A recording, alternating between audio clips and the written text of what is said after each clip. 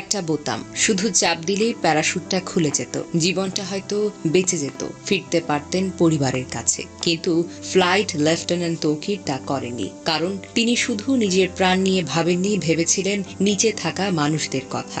বিমানের emergency system সক্রিয় থাকলেও তিনি সিট ত্যাগ করেনি।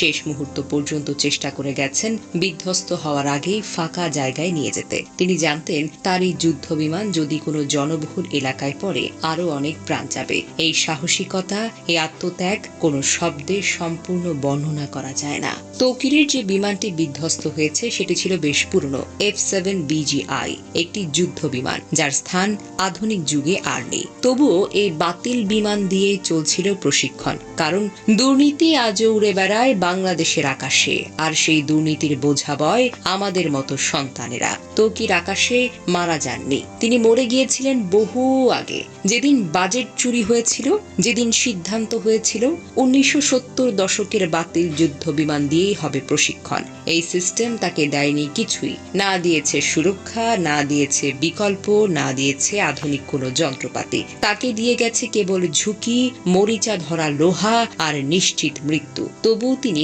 পিছু হটেননি। দেশ, দায়িত্ব আর মানুষ, এসবের কাছে নিজের প্রাণকেও তুচ্ছ মনে করেছিলেন। উত্তরার আকাশে ফ্লাইট লেফটেন্যান্ট তৌকির একা মারা যাননি। এই ভয়াবহ দুর্ঘটনায় আরো অনেক প্রাণ ঝরে গেছে। আমরা গভীরভাবে শোকাহত। শহীদ তৌকির সহ সকল নিহতের আত্মার মাগফিরাত আমরা কামনা করি। আহতদের জন্য দোয়া করি, আল্লাহ যেন তাদের দ্রুত আরোগ্য দান করেন। আমাদের একটাই প্রার্থনা, আর যেন কোনো তরুণ তৌকিরকে একটা মরিচে ধরা যুদ্ধ বিমানের সঙ্গে জীবন বিসর্জন দিতে না হয়।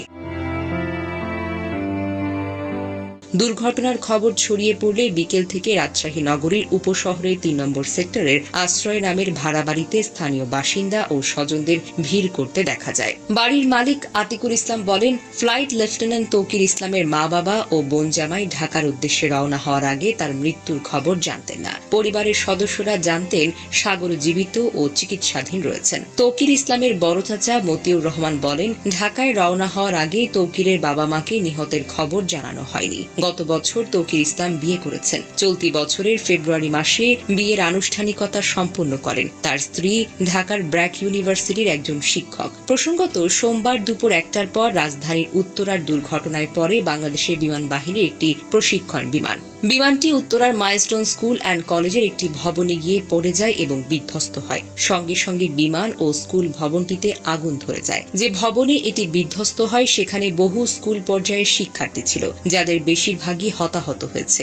দুর্ঘটনার পরপর উদ্ধার অভিযান শুরু করে ফায়ার সার্ভিস। উত্তরা সহ আশেপাশের 9টি ইউনিট ঘটনাস্থলে গিয়ে আগুন নিয়ন্ত্রণে আনে এবং হতাহতদের উদ্ধার করা শুরু হয়। পরে উদ্ধার অভিযানে যোগ দেন বিজিবি ও সেনাবাহিনী। বিমান বাহিনীর হেলিকপ্টার করে হতাহতদের হাসপাতালে নেওয়া হয়। মর্মান্তিক এই ঘটনায় শোক জানিয়ে বার্তা দিয়েছেন প্রধান উপদেষ্টা ডক্টর মোহাম্মদ ইউনূস।